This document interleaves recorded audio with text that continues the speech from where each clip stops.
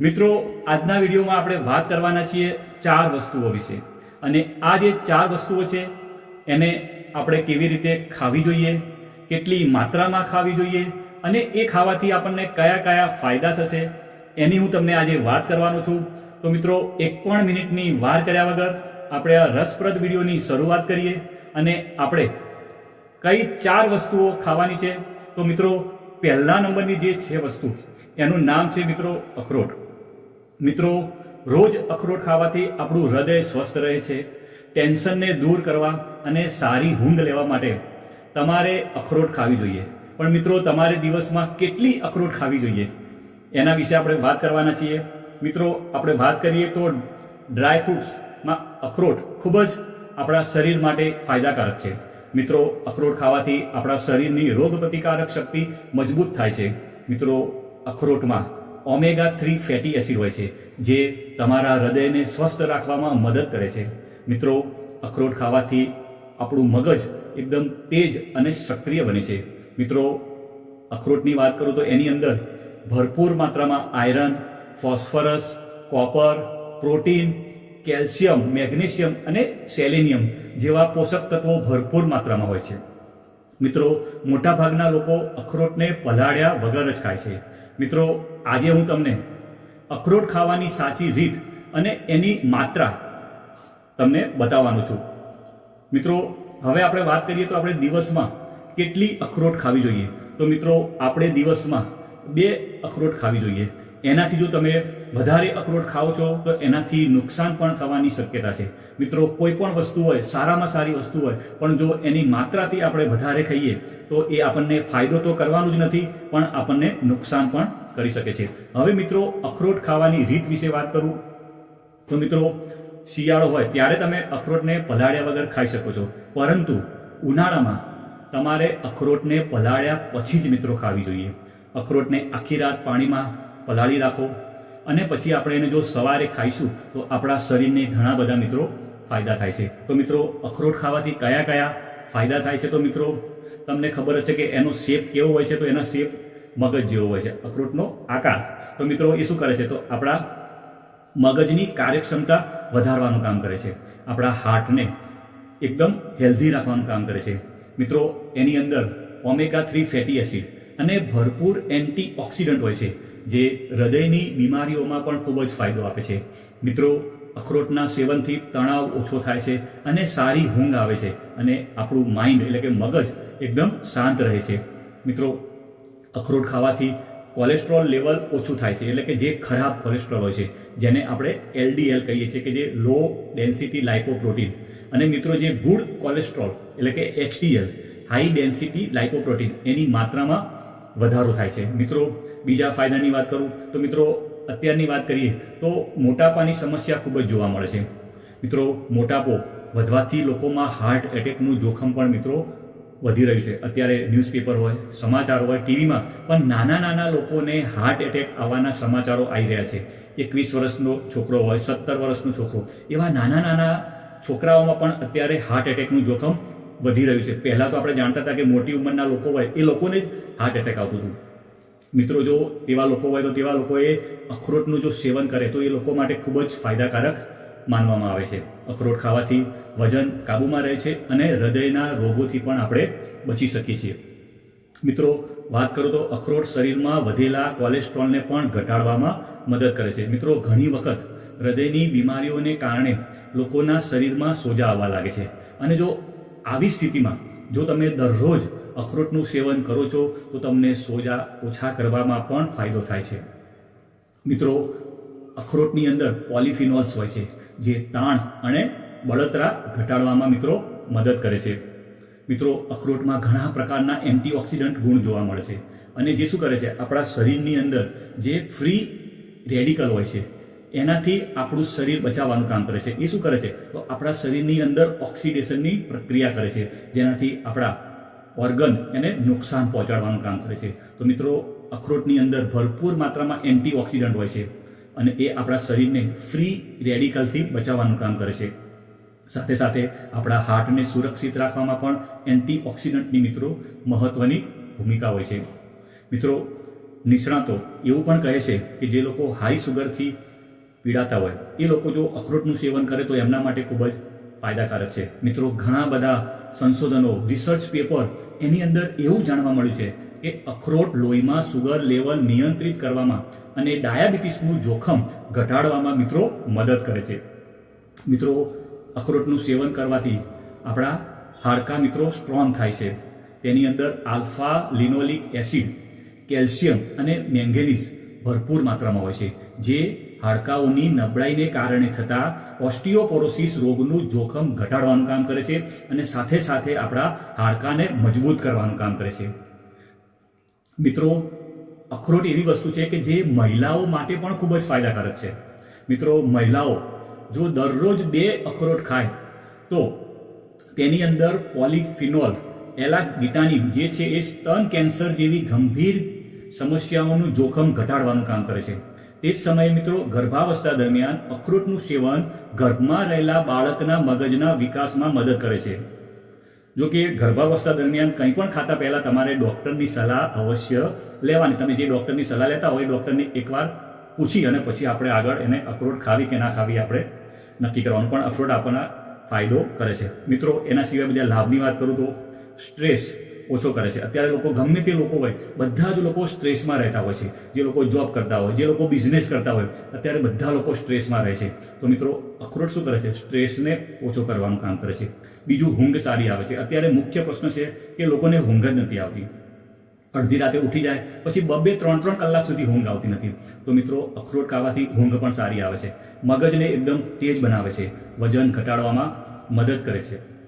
કબજિયાતની સમસ્યામાં પણ ફાયદો કરે છે અને ઇમ્યુનિટી એટલે કે આપણા શરીરની રોગ પ્રતિકારક શક્તિ વધારવાનું કામ કરે છે અને આપણા શરીરને સિઝનેબલ ઇન્ફેક્શનથી મિત્રો દૂર રાખવાનું કામ કરે છે. હવે મિત્રો, બીજા નંબરની વસ્તુ છે. પહેલા નંબરની હતી મિત્રો અખરોટ. બીજા નંબરની જે છે વસ્તુ એ છે મિત્રો બદામ. મિત્રો, બદામ વિશે વાત કરું તો આપણા વડીલો આપણને કહેતા હતા કે દરરોજ સવારે નરણા કોઠે પલાળેલી બદામ ખાવી જોઈએ. તો મિત્રો, હવે એ લોકો કહેતા હશે ત્યારે વાતમાં તો કંઈક દમ હશે ને. મિત્રો, વાત કરું તો પલાળેલી બદામનું જો તમે નિયમિત સેવન કરો તો એનાથી બ્લડ પ્રેશર અને કોલેસ્ટ્રોલ કંટ્રોલમાં રહે છે અને સાથે તે વજન ઘટાડવામાં પણ મિત્રો મદદરૂપ થાય છે અને ડાયાબિટીસ જેવી ગંભીર બીમારીથી પણ દૂર રાખે છે. મિત્રો, વાત કરું તો બદામની અંદર મિનરલ્સ, વિટામિન્સ, ઝીંક અને કેલ્શિયમ ભરપૂર માત્રામાં હોય છે. તો મિત્રો, હવે બદામથી મિત્રો આપણા શરીરને કયા કયા ફાયદા થાય છે તો એની ટૂંકમાં વાત કરી લઉં તો એ હાઈ બ્લડ પ્રેશરને નિયંત્રિત કરવાનું કામ કરે છે. મિત્રો, પલાળેલી બદામ ખાવાથી હાઈ બ્લડ પ્રેશર નિયંત્રિત કરી શકાય છે. બદામ ખાવાથી લોહીમાં આલ્ફા ટોકોફેરોલની માત્રા વધી જાય છે, તેથી આ બ્લડ પ્રેશરને કંટ્રોલમાં રાખે છે. સાથે સાથે વાત કરું તો મિત્રો કોલેસ્ટ્રોલને પણ એ કંટ્રોલમાં રાખે છે. આપણા શરીરની અંદર જે બેડ કોલેસ્ટ્રોલ હોય, જે LDL હોય, એની સમસ્યા અત્યારે દિવસે ને દિવસે વધી રહી છે. એની પાછળનું કારણ છે કે આપણી લાઈફસ્ટાઈલ. અત્યારે આપણે જે બધા ફાસ્ટ ફૂડ ખાઈએ છીએ, આપણે જે ફાસ્ટ ફૂડમાં જે આપણે તેલ ખાઈએ છીએ, બહારનું તેલમાં કેવું હોય છે કે એકવાર તેલ ગરમ થયા પછી અને બીજી વાર પછી જો એની અંદર કોઈ વસ્તુ આપણે અંદર તળવામાં આવે તો એનાથી અને એ વસ્તુ ખાઈએ તો આપણા શરીરમાં બેડ કોલેસ્ટ્રોલ જમા થાય છે. એટલે આપણે જે જંક ફૂડ ખાઈએ છીએ એનાથી પણ આપણા શરીરની અંદર બેડ કોલેસ્ટ્રોલ વધી રહ્યું છે અને જેના લીધે હાર્ટની બીમારીઓ અને બ્લડ સર્ક્યુલેશનમાં અવરોધ જેવા અનેક રોગોનું એક મોટું કારણ માનવામાં આવે છે. અને જો મિત્રો તમે પલાળેલી બદામ ખાઓ છો તો તમે બેડ કોલેસ્ટ્રોલ પર નિયંત્રણ રાખી શકાય છે અને જે છે બેડ કોલેસ્ટ્રોલ એટલે કે જે ખરાબ કોલેસ્ટ્રોલ છે એનું લેવલ પણ આપણે ઘટાડી શકીએ છીએ.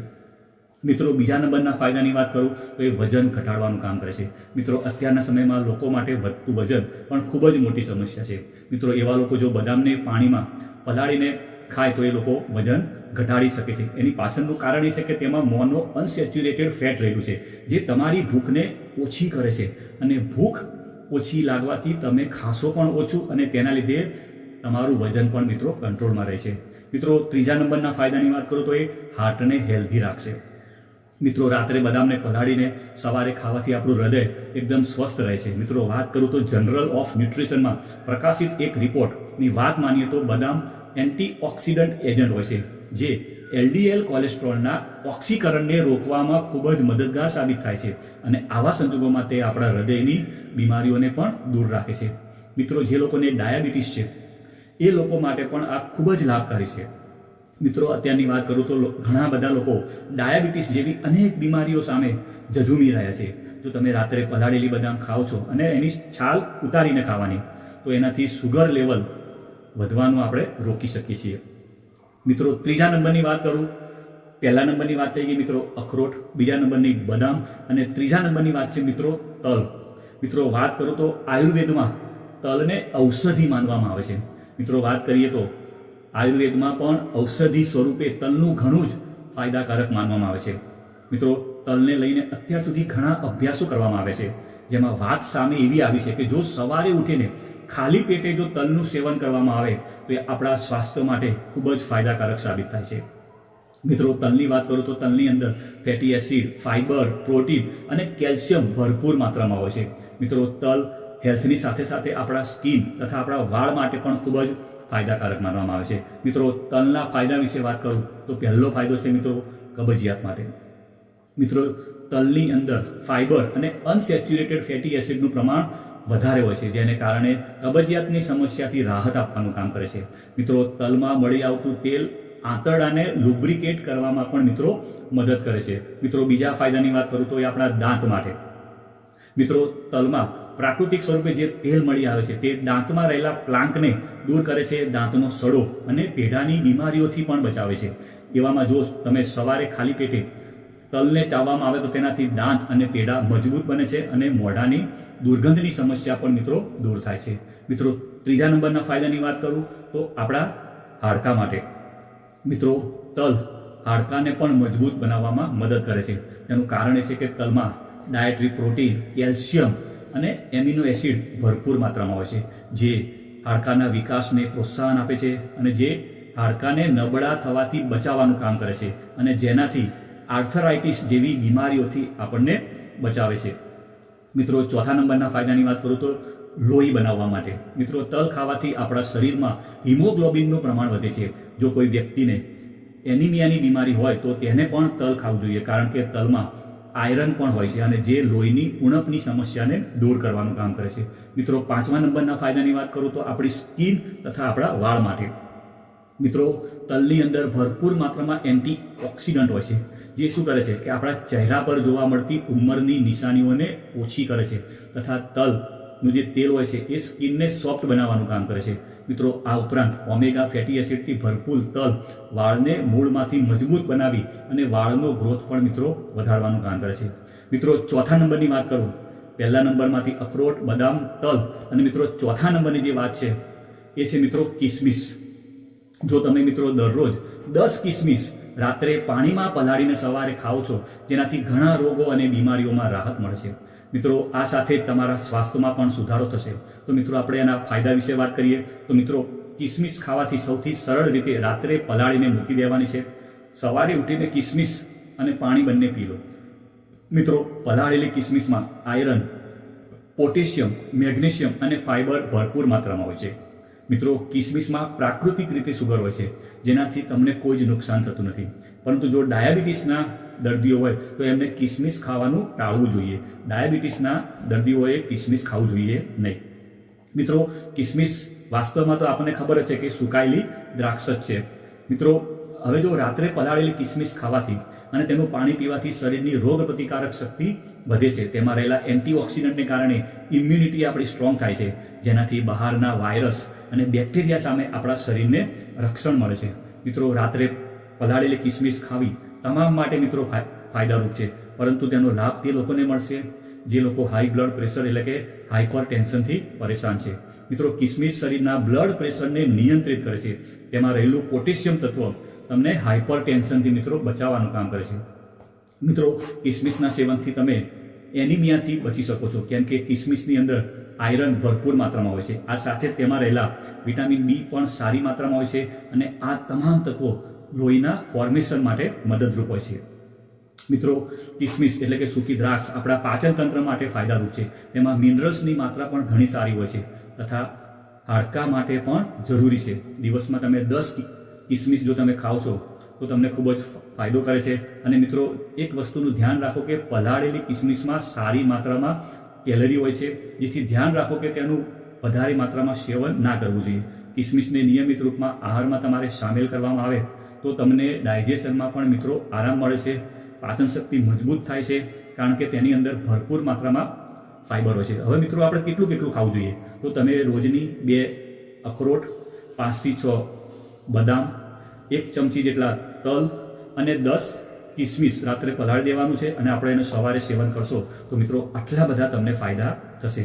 જો તમે મિત્રો મારો વિડીયો સારો લાગ્યો હોય તો લાઈક કરજો, શેર કરજો અને જો તમે મારી ચેનલ ઉપર નવા હોવ તો મિત્રો ચેનલને સબસ્ક્રાઈબ કરજો.